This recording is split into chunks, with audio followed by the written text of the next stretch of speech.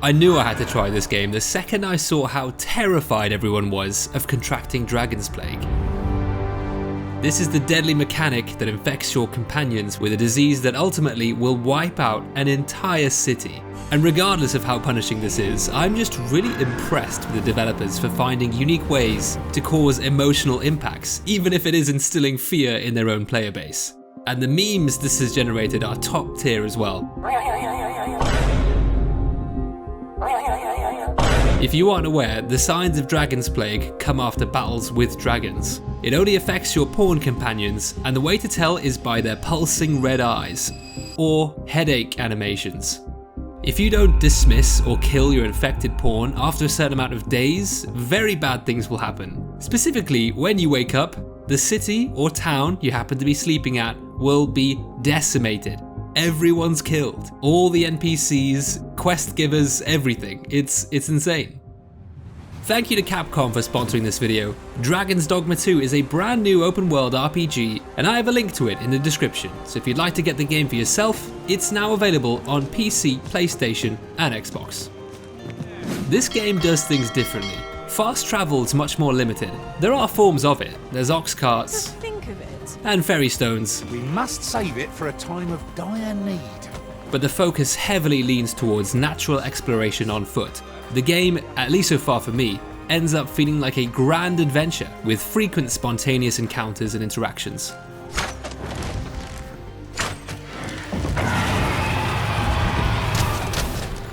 Again, it's arguably limited in a way compared to similar titles in the genre, in the sense that there's no real strategies around timing, evades, or attacks.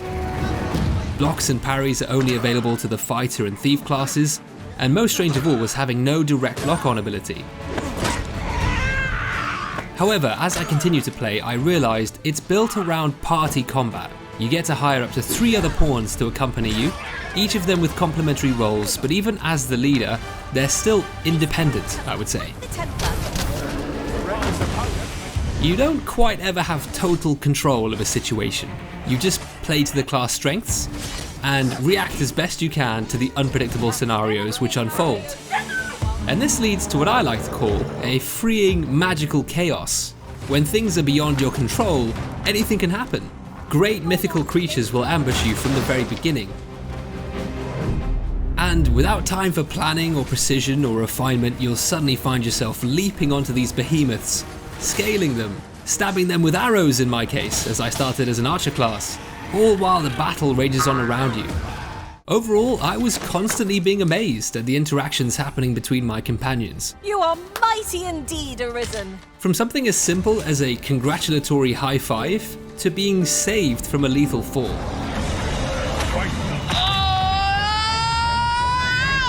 Oh my god, she caught me!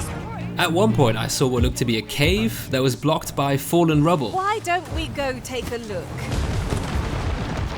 And as I turned away to look for a different path, my magical companion behind me took matters into her own hands. It's funny, I'm never normally a fan of companions, but the pawn system is really something. The fact that you can hire pawns from other players and they actually learn from their adventures and pass on information is incredible. Oh, well spotted. Most impressive. Such a thing escaped my master's notice entirely. They'll be locating secret chests for you and harvesting materials without you having to ask. I am attentive and loyal, and prefer to remain by your side. In battle, I shall follow your lead and prioritize support. And that's just the very basics of what they do. It makes the world feel real, because these things are happening whether you get involved or not. This extends to the enemy AI as well. Often enemies will be harassing other humans, even terrorizing the local ox population. Sometimes you have to know when to pick your battles and when it's best to pull a tactical retreat. This decision can be made for you when one of your companions is killed instantly.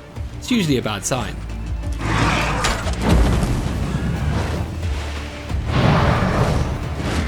But sometimes good fortune and luck beats skill, as in this instance where a river burst its banks upstream and swept the troll that was assaulting us into the side of a cliff.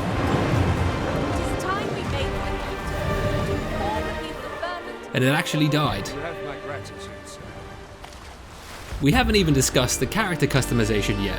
I mean, this is a feature where some people spend literal hours meticulously sculpting their perfect vision, and the character creation serves that well. It's absolutely top tier. You can remove individual teeth. I mean, do I need to explain any further? It's great. My first playthrough I started with a female Beastren thief with a hunched posture and a tiny body. But during the first section in the excavation site, I just found it way too creepy. So I made a new save, which was tricky in itself by the way, but Capcom have already addressed that. But I started again with a tall, muscular human archer build. I had a fantastic start as well. As soon as I got to the first city of Vernworth, I headed to the castle. It's this one you can see in the background as I'm playing around with the photo mode. And inside I looted the courtly tunic and courtly breeches, which have great defense compared to the weight ratio. Then there was a marcher's armor set lying around in the guardhouse, which didn't even seem as good, so I sold it for a nice profit. And then behind the throne in the audience chamber was a heraldic cape that just looked great and seemed to have good stats. And I'd bought a plumed cap earlier from a city vendor for fashion purposes, of course, and so my rough miner's clothes were replaced, and my look for the early game came together quite nicely, I would say. We are less fleet of foot. That is until I was thrown into prison and had everything stripped from me. Only kidding, I punched through a wall and got it all back.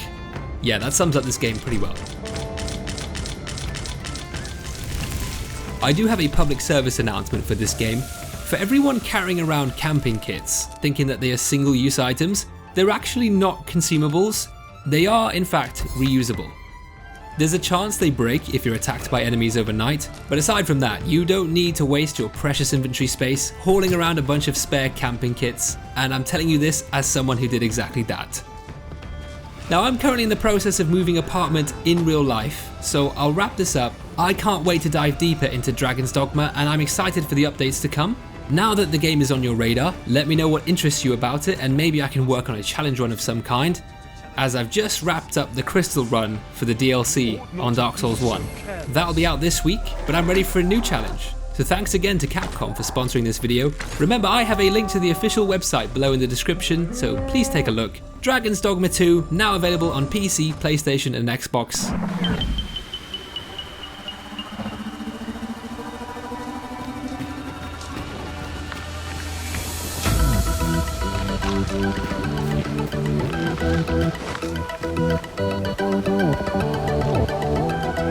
You're staring, Arisen. Has aught yonder caught your eye?